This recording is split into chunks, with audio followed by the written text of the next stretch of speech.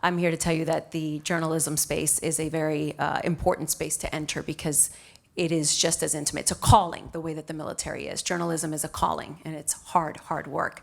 And nothing burns a journalist more than being told that they are in a conspiracy theory, that our information is wrong, and that we're evil, and that we're working with some sort of underground network. It's just so disheartening. And this year has proven, the previous years have been proven to be dangerous to the state of America. And it is my honor to serve as the moderator in this panel with the people that I have next to me. And let me introduce you. Bill Braniff. William Braniff, Director of the National Consortium for the Study of Terrorism and Responses to Terrorism. He's also a professor of the practice of the University of Maryland. He previously served as a Director of Practitioner Education at West Point Combating Terrorism Center, instructor at Department of Social Sciences. He has testified before Congress on 5 different occasions. He appears regularly in national and international news media. He's also a founding board member of We the Veterans, which is a nonpartisan, nonprofit organization harnessing the strength of veterans and military families to support the pillars of American democracy. I could go on and on about him, but he only gave me clearance to share 2 lines, and I shared 7, so my apologies now, Bill. All right, Krista Sperling, she is an Air Force veteran where she gained firsthand experience in the information operations space. Following her service, Krista spent several years as a consultant for multiple government agencies while completing her MBA Finance from Johns Hopkins University. And soon after, she joined a public affairs firm in New York City. And today, Krista is an enterprise communication leader at a major life insurance company. And she is also with the organization We the Veterans. Really a pleasure to see you in person, Krista. And of course, all of you know Zach Badorf. He is national security and foreign policy professional with more than 20 years experience on the front lines of the world's conflicts, including Syria, Iraq, Afghanistan, Pakistan, Central African Republic, Crimea, Kashmir, and the West Bank. In his work in DC in the think tank, he countered ISIS and Shabab propaganda by strategically challenging extremist narratives through video and other mediums. He served in the U.S. military, in the Peace Corps in Romania, and worked for the U.S. Special Operations Command in Afghanistan, doing lessons that he has learned in many different spaces and taught in different spaces as well.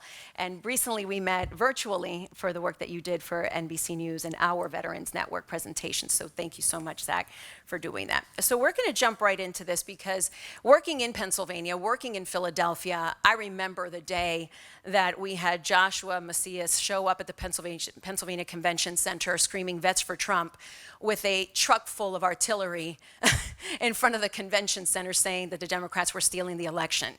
And it's one of the many instances that these people next to me have tracked. And Bill, we'll start with you because when we see that and we present that on the news, it seems, it's a criminal act to do this. But what you are studying it as is an ideology that we are now seeing show up in very violent spaces. Talk about people like Joshua Macias, Vets for Trump, and those organizations.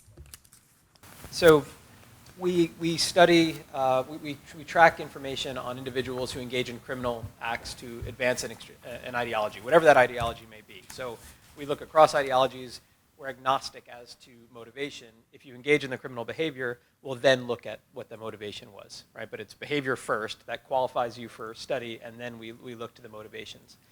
And what we found over the last few decades is that extremism in the United States is getting more and more diverse, meaning there are more and different motivations that are propelling people into criminal extremist acts. And unfortunately, one of the trends that we're seeing is that extremism is becoming more partisan in the United States, meaning we talk about far-right terrorism, we talk about far-left terrorism. That doesn't really line up to Republican and Democrat, right? Far-right neo-Nazis, far-left Marxism, right? That's not Republican and Democrat. So those umbrella terms historically don't really line up with our political parties.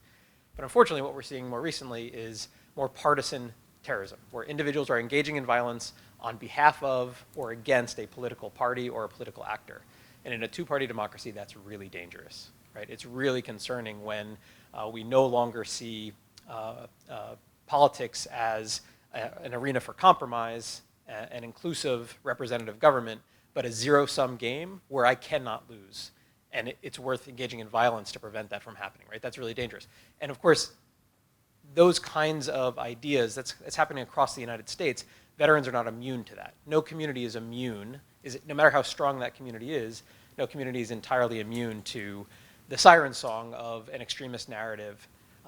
We all have vulnerabilities. There are risk factors in our lives, all of us, and sometimes those risk factors open the door wide enough and a compelling narrative will sort of captivate you and send you down a really dark place. So, we look again at backgrounds of individuals who go on to engage in extremist crime, and I will say, just right off the bat, that from 1990 to 2021, we've identified about 500 individuals with military service backgrounds. That's a statistical zero, right? That's a very small number compared to the number of men and women who have served in uniform, right? 500 over 21, 22 years. It's very small. However, there's a 400% increase in the numbers of individuals with military service backgrounds who have been arrested this decade compared to the decade prior. Wow. So a 400% increase. Why? Well, we just wound down the 2 longest wars in U.S. history, for one. And historically, there's a cyclical pattern. At war's end, some small number of veterans become aggrieved, they're traumatized. Right. There's a whole host of different reasons that might propel them into, risk factors that might propel them into violent extremism. But at the end of wars, historically in the United States, we've seen an uptick in veteran participation in violent extremism. And this is not an exception, right, in this particular moment. And of course, this came to sort of light publicly after 6 January. 17% of the perpetrators arrested for the insurrection on 6 January, 17% had military service backgrounds. That's about double the representative proportion in society. So this is a particularly important moment for us to pay attention to this issue, but I don't want to exaggerate the extent to which veterans are participating in criminal extremism. It's still a very rare phenomenon, albeit an incredibly important one. Let me ask you this, Bill, because we spoke yesterday in preparation for this, and one of the things that you highlighted as far as what makes the veteran a good audience for these neo-Nazi groups and then what makes them susceptible, right? And you were putting a lot of emphasis on how important it is to have a healthy transition out of the military and into the civilian space. What is it about the veteran mind that you need that to be buttoned up, tight, and healthy in that moment of transition? Sure. So let me give a little bit of context on the relationship between transition and extremist participation. I think there's a commonsensical belief that when individuals get out of the military, if that transition is rough, 6 months later, they join the Oath Keepers and they're engaging in criminal extremism. In our data, on average, it's 15 years between separation and extremist crime. Wow. So that's enough time for life to happen to you, right? And so what happens during transition is potentially the seeds of discontentment, the seeds of maybe a drug and alcohol addiction, the seeds of things like job insecurity are planted, but they don't germinate into an extremist crime for 10, 15 years. And so the risk factors that we see with veterans associated with criminal extremism are things like drug and alcohol addictions, untreated trauma, mental health concerns, job instability, relationship instability. Those are age-related risk factors. These are not individuals, they tend not to be individuals who are 23 and engaging in extremist crime. They tend to be older. However, in recent years, we are seeing that trend change, and we're seeing the age come down quite a bit. So transition is really important because it can either plant seeds that are going to grow into sort of successful careers and successful relationships and successful pro-social protective factors, or those seeds could germinate in the other direction. Right. And so transition is a part of the solution here, I think, but there's also a lot of other risk factors that sort of happen over time that we shouldn't ignore. Okay, I want you to sort of blend into Zach's conversation on this, because one of the things that's happened is that they are then told, this is your enemy, this is who we're going to go after. And one of the enemies that we've all seen is the media. Sure. So talk about a little bit about that, if you don't mind, and then Zach, pick up where he leaves off as far as what it's like to have to manage disinformation in the media with the veteran space. Talk about that. Sure. So we know that veterans are recruited specifically by extremist organizations and also targeted specifically by disinformation campaigns. Veterans are a prize. right? They're a community of people that generally society holds in high esteem. And so if you can convince a veteran to spout your talking points, it lends credibility to those talking points, right? So we know that this is a targeted community that is being manipulated intentionally by those who want that prize of that reputational gain. We also know veterans generally feel called to serve. And so if you can paint a compelling victimhood narrative, our people are at risk, our people are suffering, and I need you to help defend your people, our people, against that other enemy, right? It's somewhat, I wouldn't say it's easy to hack that veteran mind, but there's a clear narrative there that you can use. And it's, you first have to sell victimhood, and then you can sell violent empowerment as a solution to that victimhood. And so most extremist narratives are a 1-2 punch of victimhood and violent empowerment as the solution. And so, you can imagine it's not that hard to come up with a narrative that might compel a veteran to feel like they have to defend something or serve something. And this is why a group like the Oath Keepers, they claim to be, fighting on behalf of the Constitution, the same thing that we raised our hand to defend, right? And so it's a little bit of a rhetorical game. But it lends, the narratives require victimhood, and many of the misinformation narratives that we see, which may or may not be violent extremist in nature, also sort of sell that victimhood, right? They also tell a story about some sort of grievance in order to get you to then act in a certain way. Go ahead, Zach. I'll jump on that. So I, as Lucy mentioned, did some work countering ISIS and al-Shabaab propaganda. And in many ways, there are some parallels. A lot of the same victimhood causes, reasons why the motivating factors for people joining these groups from places like Belgium or Indonesia, even Somalia, other places like these, they're very similar in that they were convinced by the propaganda. I've sat down across from a number of former extremists, ISIS members, al-Shabaab members, and I heard from them directly how powerful these stories are. And it convinced them that they had to come and join this fight. They had to bring their skills. They had to come because they were aggrieved. And many of them had the same sort of social issues: broken families, trauma, job instability, grievances, especially in Europe where a lot of Muslims are poorly treated. And there's a lot of reasons why they come and join these groups. And so the work that I was doing to counter this propaganda was essentially to make what's called counter narratives, where you take former extremists who are out and share their stories about the reality within these groups. So likewise, what we in MVJ are proposing to do, and we'll talk about this a little bit later, is work to develop a beat that is specifically working on exposing some of these groups, providing more information, doing fact-checking, all these sort of things to make the veteran community specifically aware of the reality of some of these organizations, and using veterans as trusted messengers, because a lot of the important piece in communicating with people is the trust. And that's why we've echoed this message throughout the convention, is to reach the veteran community, the military community. You do need more veterans in news, and you need them to be the trusted messengers to combat these sort of issues in this propaganda. Mm-hmm. I will say, and then I want to get to you, Krista, because a lot of these, trust happens in intimate spaces. Trust happens in intimate communications. And the experience, and I've sent you a couple of articles in the past, as at NBC we tell deeper stories, trying to tell more intimate details about stories that relate to veterans. When you have a veteran in the newsroom, they can give an extra layer of insight that shows the veteran community, oh, they know, this reporter knows what they're talking about. When that doesn't happen, people, like our family members, they hang on to it.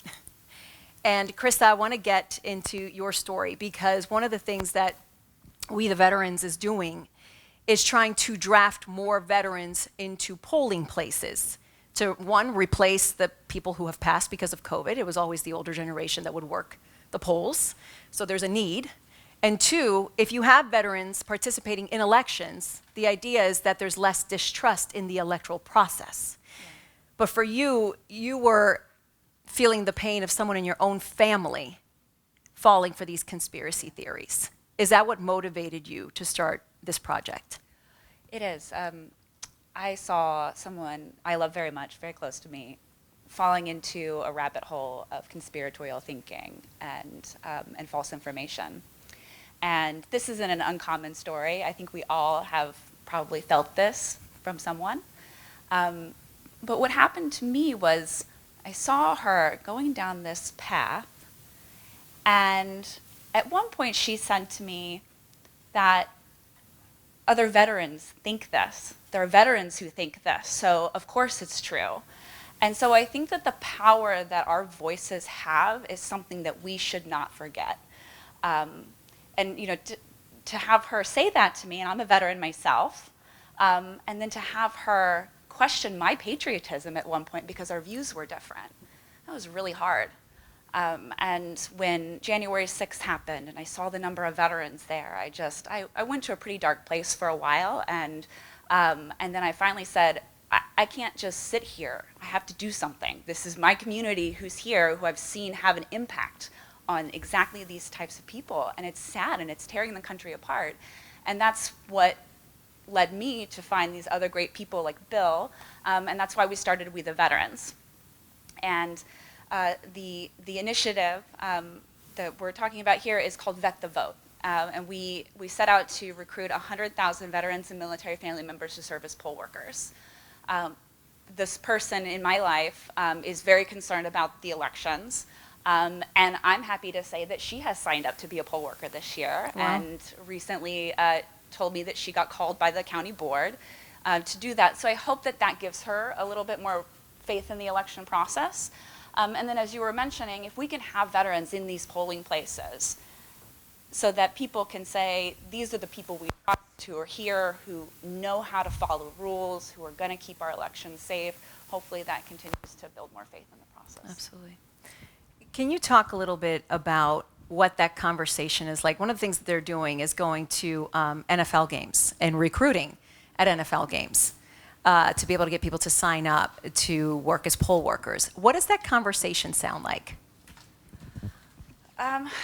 Recruiting at NFL games is not as fun as you might think. I'm gonna just put that out there. You know, we're there to have people work at polling stations, and one of the most common things people say is, I don't want politics at the football game. And so our response is always, this is civics, this isn't politics. So that's one interesting conversation. And then another thing that we often hear is asking us if we're Democrats and why we're getting all the Democrats in the polling stations. And we say, no, we want everyone. So it's an interesting window into the lack of civic education, I think, within America, the lack of knowledge and understanding about how these processes work and the need for people to get involved. So, you know, we end up having some really good conversations with people, but it is a lot of education just by being there. Sure. I want to bring the conversation back to Zach, because I know that one of the things that happens in my home is when we watch the news together, read articles together, if it's about something involving combat or a veteran story, you know, I will ask my husband, can you tell if the reporter knows what they're talking about? You know? And sometimes he'll say, I would have asked that because that's actually pretty important when it comes to the veteran space, right? How is it going, Zach, in trying to get more veterans into newsrooms, and who's doing the work, and what does that work look like?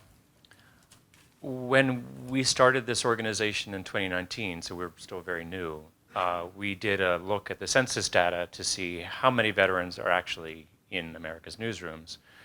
We had a data scientist poll the numbers, and it was roughly 2%. And so we know that across America, roughly 7.5% of Americans have served. So we're vastly underrepresented, and I'm pretty sure we haven't increased that number by thousands. So we're still vastly underrepresented. It's a one veteran at a time effort. Right. And so we have you at NBC advocating for us to get more veterans in NBC's newsrooms. We have CNN, which we talked about earlier. We have the Texas Tribune here, which we'll learn about a little bit more later. We have a lot of organizations that are behind us and that are working to support this initiative. But it's a slog, and it's one by one. Sure. But I think local newsrooms in particular, and we'll talk about this very soon, is another way to really effectively engage, because it's, again, at the community level. It's like, I can look, we know this community. I know Davis knows his stuff. He has been doing this. He knows the community. I can trust him. And that's one of the reasons why we believe that working on a counter disinformation campaign specifically targeting the veteran and military community with military veteran reporters can be that much more effective. Because again, it's really at a community level. And I know that Bill and his efforts with Parents for Peace and other local community organizations engaging one-on-one, those sort of things are going to be really impactful for this incredible challenge that we have of disinformation. Okay, guys, enough from us. Please ask your questions, and I'll help you direct it to each one. Don't be shy. Yes, sir. How do we message this so it doesn't come off as political and best give insight as to why it's a civics issue, why it's a violence issue, and less a politics issue when some of the ideologies are very closely held together? Sure. It's a really good question. It's a central question, right? Terrorism is political violence. So you can't fully extract the politics from terrorism. Can't. And when you try to, it often looks inauthentic, right? It looks like you're full of it. And so, at some point you have to address the underlying ideologies and speak as candidly as you can about them. In the United States, for example, 2017, the Unite the Right rally in Charlottesville self-described. These individuals carrying torches describe themselves as the alt-right or the Unite the Right rally. And so just like when we talk about Muslim extremism, you say that the the self-declared Islamic State, or is that the phrase that we often use? This is how they describe themselves, and that should be important, right? But that's one way to sort of, it's not me categorizing this group. It's the way the group reflects their own values. It's the way they characterize themselves. I think that's part of it. But when you're actually trying to address these issues, right, the 500 or so individuals with military service backgrounds that I mentioned, the most salient ideology, or the ideology that these individuals were subscribing to, the number one was anti-government extremism. So is that Republican or Democrat? No, it's anti-government extremism. They want to overthrow the government and replace it with a different government, a fascist government, a white ethno-state. That's not partisan. That's anti-government extremism, right? The second most popular ideology among individuals with military service backgrounds is white supremacy. How diverse was your unit? I can tell you about my tank platoon. It was incredibly diverse by every measure, and the military's only gotten more diverse since I was in a long time ago, right? So that's combat ineffectiveness, right? White supremacy in the ranks is combat ineffectiveness. It's bad for morale, good order, and discipline, but ultimately combat effectiveness. That's how I would be talking about this, and when, I did some of the DoD's extremism stand-down training events, and that's what we talked about, right? Combat effectiveness. Thank you so much for mentioning Charlottesville. I actually live there. And it's interesting living there as a black woman, as a journalist, as a mother, because it will forever be associated with white nationalism, with white supremacy. And the energy in the atmosphere, speaking to families, talking to people, it's one group who wants to appear nice but not be nice. Another group thinks I'm the good, acceptable, magical Negro. I'm curious, as a journalist, and it's one of the least diverse journalism communities I have ever seen in my entire life. And I was born into a chocolate city. So as a journalist, how can I affect change in my local area and not be afraid to do it? Because the tiki torch life is real.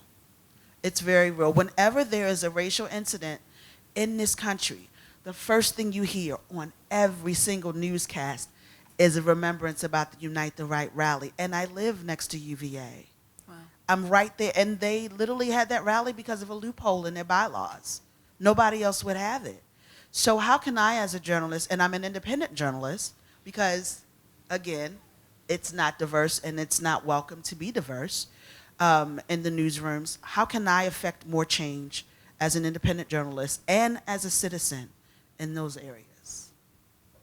I can't speak to specifics about how you as a journalist can do that, but I can speak to my experience just based on getting involved in some of this counter-extremism and countering misinformation work. And I know Bill has even more perspective on this, but I've just started to get in these circles with these practitioners who are doing this work.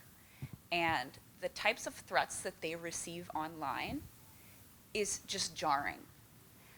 But if they stop doing the work, then they win, and it gets worse. So we've got to stick together, and we've got to keep doing the work, and we've got to stand up for each other. And it's hard and it's scary.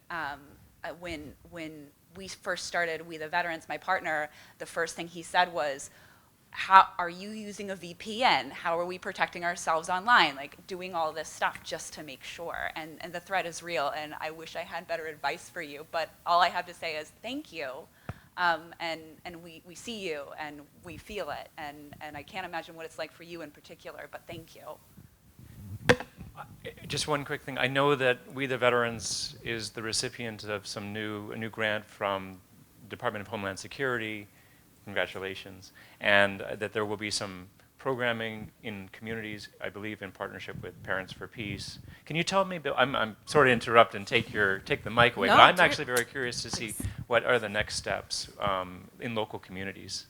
We the Veterans is taking what's called a public health approach to violence prevention. So a public health approach is a strengths-based approach. So you build on the protective factors at the individual level, the family level, the community level. You build on those protective factors, and if you build successfully enough, you crowd out vulnerabilities to things like an extremist recruitment pitch or a misdisinformation, manipulation. So instead of wagging our righteous finger and saying, be good veterans, taking a deficit-based approach, we're saying, listen, we believe that the veteran and the military family community has incredible strengths, and let's build on those strengths. So Vet the Vote, we're building on the strengths of the veteran and military family community to crowd out vulnerabilities to our elections at the polls, because we know that harassment is occurring at polling locations. Extremists are harassing poll workers, and now they're going to be harassing veterans and their spouses. That's a bad look, right? So increasing the political cost, right? So that's one example of a strengths-based positive civics approach. So We the Veterans has 3 working groups, a civics working group, or we're building a civics working group, a misdis malinformation working group, and an extremist violence prevention working group. The extremist violence prevention working group, we're trying to get resources to create a new program called No Vet Left Behind. We know that some veterans get sucked into these dark places, whether it's a disinformation, conspiratorial worldview, or it's an extremist worldview. We also know that people try to leave, that eventually many individuals hit rock bottom and they're exhausted, they're traumatized, and they want to get out of these movements. Right? These movements are not righteous, they don't deliver. And so when individuals are trying to get out, often it's hard to do. It's hard to get out of those networks. And so No Vet Left Behind is an effort to work with Parents for Peace and an organization called Life After Hate, which tries to off-ramp people. So get them, extract them from those networks, help them rehabilitate and reintegrate as successful members or productive members of society. So this is called tertiary prevention. So after someone has already sort of crossed that threshold, how can we rehab and reintegrate them? And it might sound like an interest, at first it sometimes hits people's ears and they're like, wait a minute, you're going to invest time and energy in helping terrorists or extremists? Like that's kind of, but what's the alternative? Right? If you don't help pull those people out, then recidivism or continued crime and extremism crime is the only alternative, right? And so we think it's really important to try to speak to the veteran military family community, make them aware of this opportunity to sort of get out if they're find themselves in these environments. There's no program like that in the country. It doesn't exist. There are exit programs in the country, but there are none that are catering to the veteran and military family community.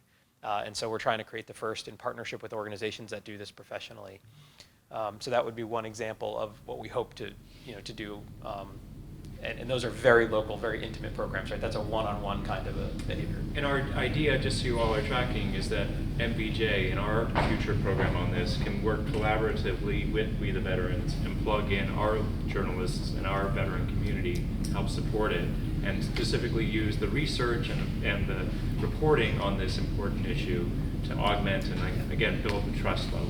And that awareness raising that your journalists would be engaged in, right? Your investigative journalism to raise awareness and then to disseminate that information, that's all primary prevention work, right? So awareness raising is part of that public health approach. And so that would be on the primary side. Hey everyone, my name's Davis. I write for Military Times. But if we think about journalism and writing about this kind of stuff as primary prevention, the problem with that a lot of folks level at the media community is that you may also be inadvertently platforming these narratives for the small handful of people who Right. may already be predisposed to falling into these traps. So from a very practical perspective, what do y'all think journalists should be keeping in mind while covering disinfo, conspiracies, etc., to try to avoid that unintended consequence while trying to do that good primary prevention work? Yeah, others may have thoughts. I mean, it's really important, I think, that for every story about the Oath Keepers, there's a story about Vet the Vote. Right? I mean, the military veterans and military families do incredible things every day as part of their local communities. They're, you know, they serve their communities in higher numbers than average citizens. Those stories have to be told alongside of the stories that do highlight issues. And if we don't tell those stories, I know that they don't lead, right? But if we don't tell those stories, then the only story that people will read is the story about the veterans on 6 January. And that does become stigmatizing, stereotyping. It undermines the veteran brand. It threatens our all-volunteer military, therefore our national security. So there's a real risk here of covering only the negatives. And so this is an appeal. Show up and cover Vet the Vote, right? Next time we're out recruiting at a commander's game, because really those stories, I think, are part of the answer to that. The way we tell the stories is obviously really important as well, right? In the aftermath of an attack, are we focusing on the victims and the tragedy, or are we focusing on the image of the perpetrator, and are we giving him 24 hours of airtime? And we ought not to, right? We shouldn't be doing that. We should not name the perpetrators after the initial story. We can refer to the incident. We should probably not name the perpetrator unless we really need to in certain stories, because we start creating this, well, if I do that, then I'm going to get my name in the paper too, effect. So there are really important ways to mitigate the risks that you highlight, but that is the double-edged sword of our free press, right? One of the amazing things that Krista and Bill are doing with We the Vets is bringing organizations from a range of perspectives that care about these issues. There's an organization called Task Force Butler, which I encourage all of you to look into. Chris Goldsmith has been infiltrating some of these groups for some time, and he has a team that works with him to research these issues, and they are really diving in deep and thinking about some of the challenges of reporting on them that I know that we all care about. So we're learning, as a community, I think, it's fair to say, about all these things and how we can collaborate and how can we do it effectively. Yeah, I would just say it's not all just on you all. I think that you all have obviously a responsibility to understand, where the space that you're playing in and how you can both harm and help. And being curious about what are the experts saying in this space, and continuing to learn and grow. And just like Zach said, we're all learning in this space and growing together. But I will say, and I respect your question so much, because my loved one who had fallen into this space, the things that she said made her so sure in what she believes is the number of times that she's heard it, and the number of views on some of this content, and the fact that a veteran said it. So definitely something that is important for you all to keep in mind. So thanks for asking that. Is anyone tracking whether disinformation is being targeted at the veteran and service member community by either foreign state actors or by non-state actors in the U.S.? And are there any legal mechanisms to get at that? And then finally, are the tech platforms making this a priority as part of their online security practices? Great question. So Zach just mentioned Christopher Goldsmith. He wrote, when he was working with Vietnam Veterans for America, he wrote the 80-page report looking at hostile foreign influence operations, specifically targeting veteran communities. He documented in a year, it was something like 30 different nations around the world that were creating information campaigns. They were doing things like creating fake Facebook pages that looked like Vietnam Veterans for America. So you'd see the Facebook post and you'd say, well, VVA just said this, and it's completely fraudulent information from Russia in that instance. And so you're the consumer of this information. You think you're just reposting something from the organization that you're a member of, and it's actually, false information that's being introduced into your information ecosystem. So that report is amazing. It goes into great detail. It's several years old now, but it's still, I think, is very illustrative. Are the tech platforms doing anything about this particular issue? There was just a disinformation campaign taken down by YouTube, I think, recently.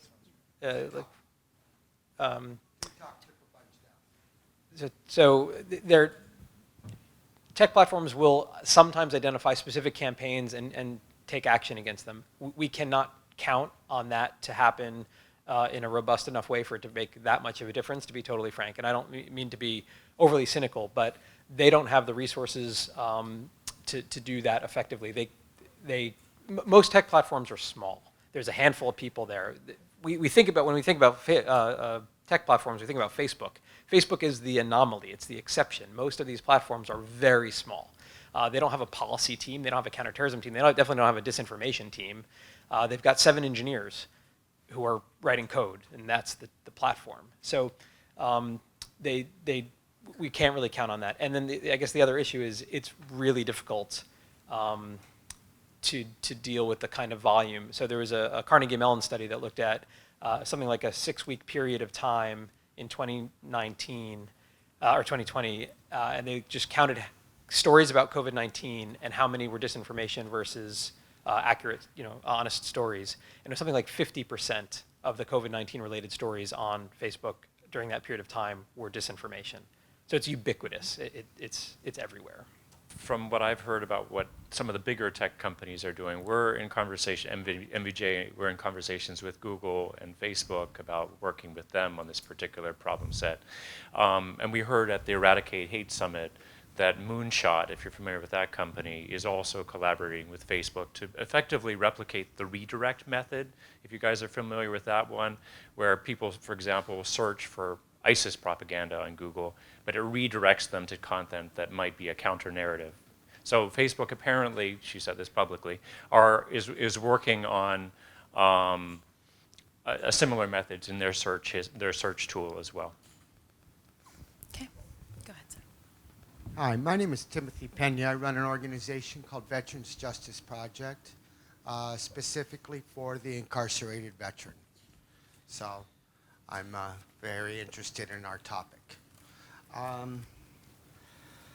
So if around 2015, 2016, I read a report that actually these extremist groups were using current military to return to their communities, basically Midwestern smaller communities, and recruiting out of their high schools for military service to gain experience in explosives, munitions, things like that.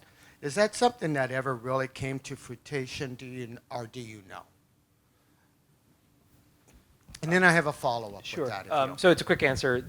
I think it's something like 6% of the individuals in our data set with military service backgrounds radicalized before entering the military. So it happens, but it's fairly rare. 84% of the individuals that we looked at engaged in their extremist crime as veterans. So veterans make up the overwhelming majority of these extremist perpetrators, and most of those individuals, 79%, radicalized after they left military service. About 15% while they were in service, and that small percentage, 5 or 6%, before they got in. So yeah, so it's pretty rare. It's the Hollywood scenario. It's pretty rare. So on a follow-up on that, I've been contacted by one of the attorneys who's representing two of the January 6 veterans. And what's the panel's thoughts on veterans who do this unspeakable crimes, as we're categorizing the assault on our Capitol? What are your thoughts? Do they lose their veteran status? Do they lose their benefits? Because they're not receiving anything along what federal guidelines should permit for somebody who is in federal custody. They're in DC jail, and they're struggling. Is this?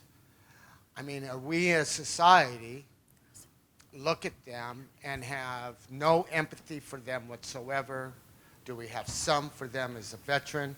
How do you deal with that? What are your thoughts on that?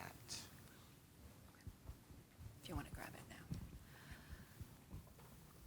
I can't speak for the individual's experience and how that happened, but based on just my experience working with Bill and working with all these people who are in this space and having my own experience working in information operations, I know that these people are being targeted and radicalized for a purpose. So I see these bad actors going after veterans to use them as tools to achieve a purpose. And so while I personally think that these individuals should be prosecuted to the full extent of the law, I don't necessarily think that taking away their benefits is going to do more good than harm, potentially. I think that these are people who we need to understand how they got to this place, and how we bring them out of this place. And one of the things that I think for me, gives me hope through We the Veterans is that, we're seeing this happen in our own community, but we also see our community as the solution. Just like, the person that I loved, she felt that having a veteran, believing the same things that she did, made her feel more confident. We are a much stronger voice. There are more of us. And if we can bring our community together to help be the solution, I think that we can really help put our democracy back on track. Thank you, Krista. Go ahead. Hi. Thank you. I appreciate the chance. I would have been here earlier this week, but I'm a teacher in Maryland, so I couldn't get here today. So I appreciate the chance to get a couple things in. Bill, I just had a question for you real quick, just something you had said, how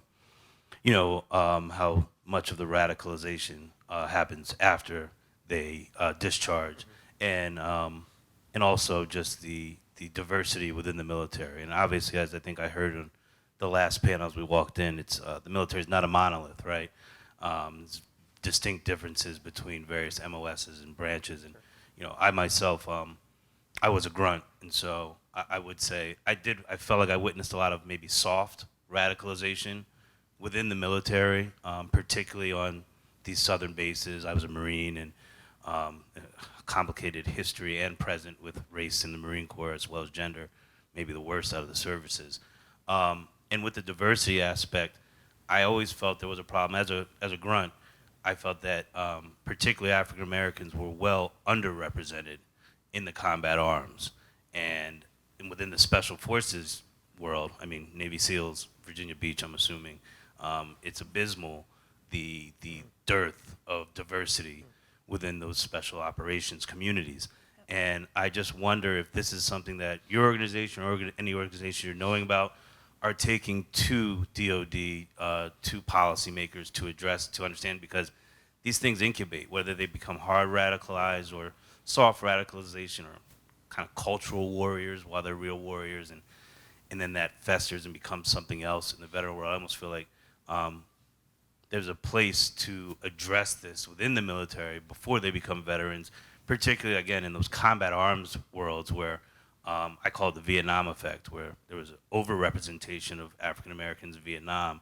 I almost feel like a lot of black guys who go in live with that generational legacy and avoid the combat arms. And so then we almost create an ever-whitening, less diverse tip of the spear culture. And those are the guys that really, when they get out, you talk about people look to the veterans, these people often are thinking, well, the trigger pullers, these are the guys who I think know everything. Which leads me to my last point. I'm sorry, I wasn't here a couple of days. I won't say anything else.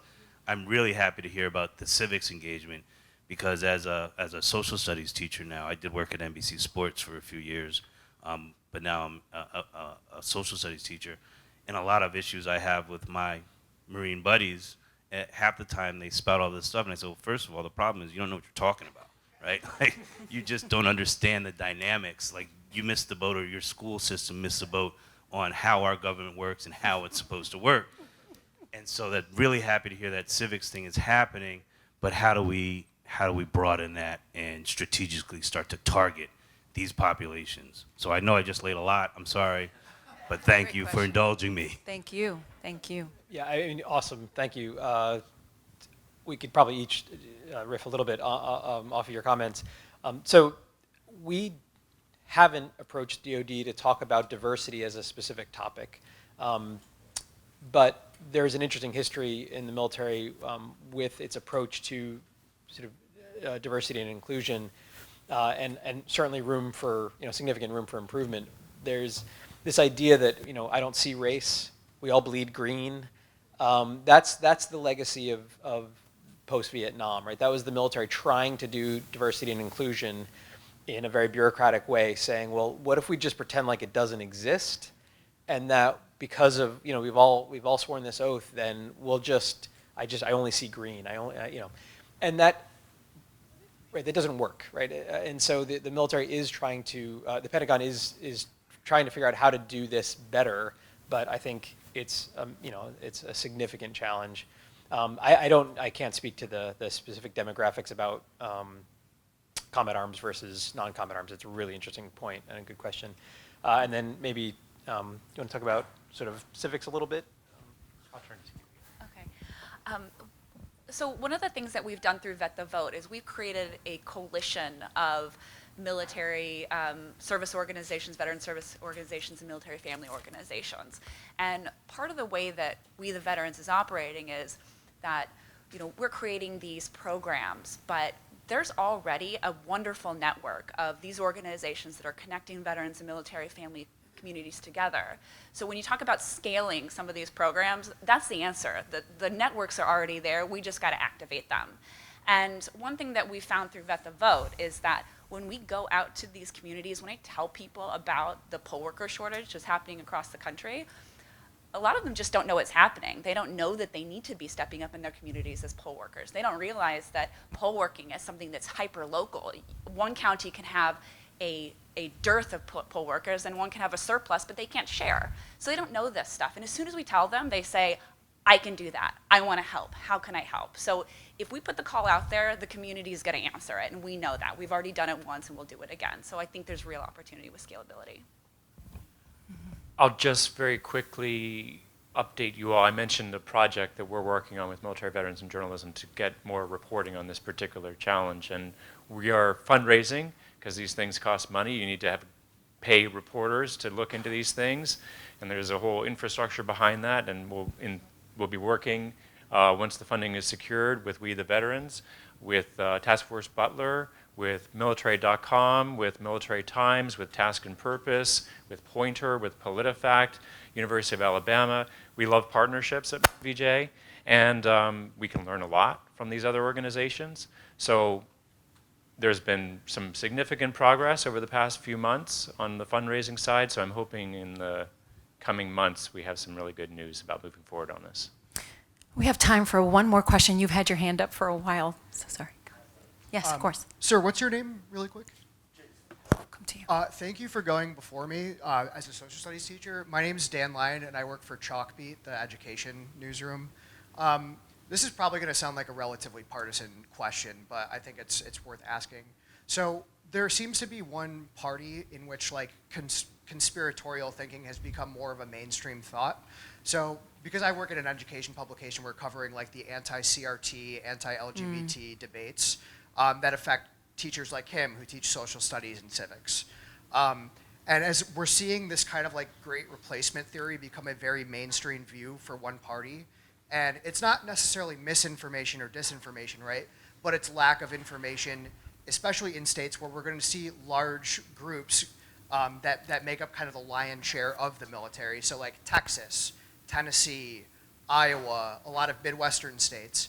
How, as journalists, can we cover these like movements that are trying to essentially lie to people by not like omitting the truth or omitting like things in history that they should be learning?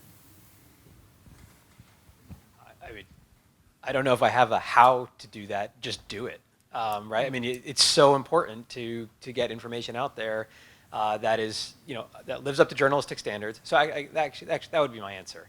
Is there's a lack of trust in institutions right now, and once trust in institutions decreases, it creates a gap for some random blogger to fill. And now he or she becomes the trusted voice on this topic. Why? Because they have a blog, right? So I think we have to not retreat from our institutions. We have to lean in and reinforce the integrity of our institutions. That means journalistic standards are more important than ever. And if we can just continue to provide really excellent journalism that lives up to journalistic standards, we highlight what those standards are. We highlight why those standards are important. I think the institution has to persevere. And what you're studying is so important, right? I was listening to a story the other day about how the CRT, anti-CRT narrative is now being brought into anti-social and emotional learning, SEL. Like, how could you argue against social and emotional learning? For, what I mean? Like, it's I mean, amazing, right? But it's happening, and so it's just really important that you continue to do the work. People are afraid of what they don't understand, and some of this stuff is really complex. And so we're seeing a lot of people focus in on simple things that they can key in on.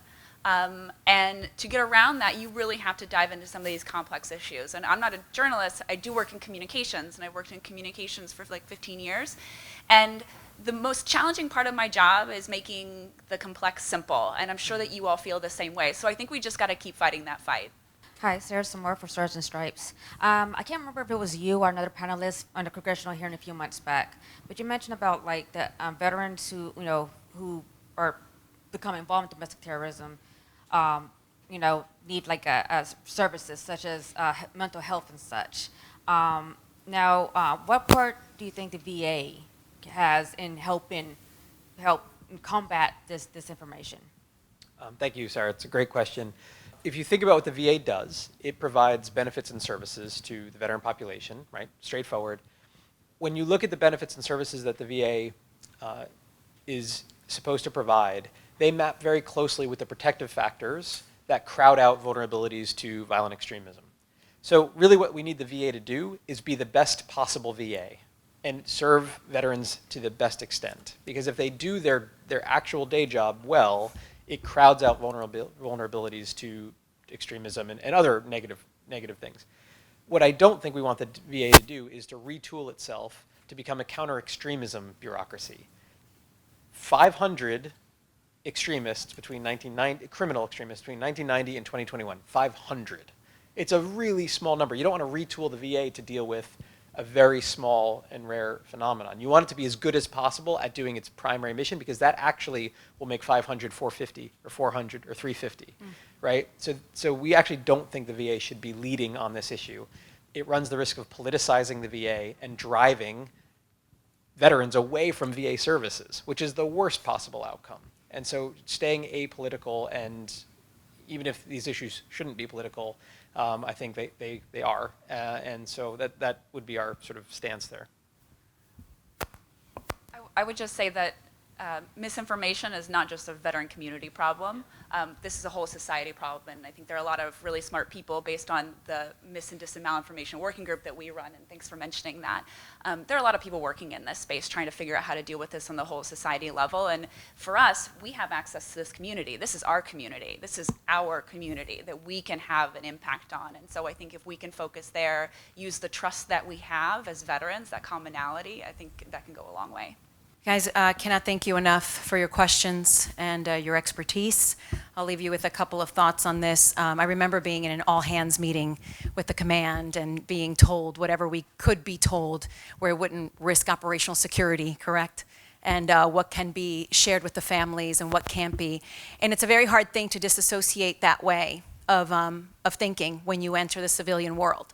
So as a journalist, as someone who has been a journalist before, I was a military wife, I'll tell you, the public needs you to reach out to its newsrooms. There is a way that a civilian can understand the PACT Act, and there is a way that a veteran can understand the PACT Act.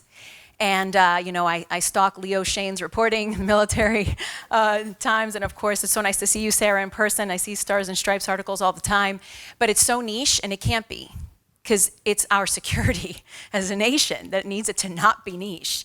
And, you know, that's one thing. And then, you know, question the sources, because there are generals that have asked for American Forces Network to please stop using the One America Network as a form of credible media on their military bases.